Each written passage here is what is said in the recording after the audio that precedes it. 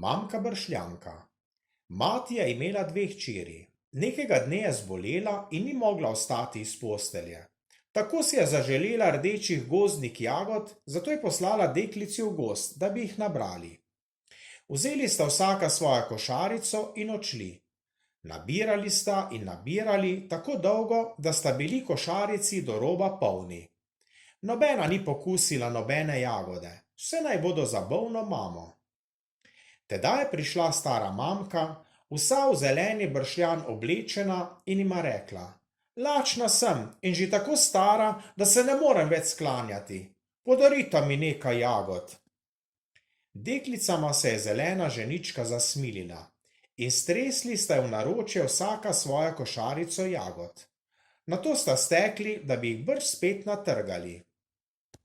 Mamka Bršljanka pa jo je poklicala nazaj. Prijela jo je za roke in rekla: Meni zadošča le nekaj jagod, vse druge nesite svoje mami. Ker sta pa tako dobrosrčni, vzemita vsaka svojo cvetico. Nata, ti belo in ti modro cvetico. Negujta ju, zalivajta vsako jutro svežo vodo in nikar se ne prepirajta med seboj. Deklici sta se zahvalili in odhiteli proti domu. Ko je mati pojedla jagode, je takoj ozdravela. Deklici sta ji povedali, koga sta srečali v gozdu.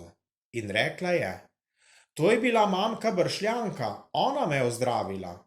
Kako sem ji hvaležna in kako sem vesela, da se vama ni kaj hudega pripetilo.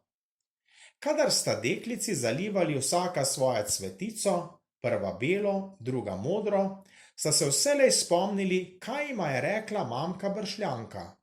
Ne prepirajta se med seboj. Nekega večera pa sta se le sprli in hudo skregani sta legli vsaka v svojo posteljico. Ko pa sta zjutraj zalivali vsaka svojo cvetico, sta videli, da sta prek noči cvetova potemnela in sta bila take barve kot najbolj črno oglje. Prestrašili sta se, žalostni vzeli vsaka svojo cvetico v roko in jokali, da so solze tekle na cvet. In glej, pod solzami je prva cvetica spet postala bela in druga je postala modra, kot sta bili prejšnji večer. Deklici sta se razveselili in se nista več prepirali. Vse zato, ker sta v gozdu srečali mamko Bršljanko.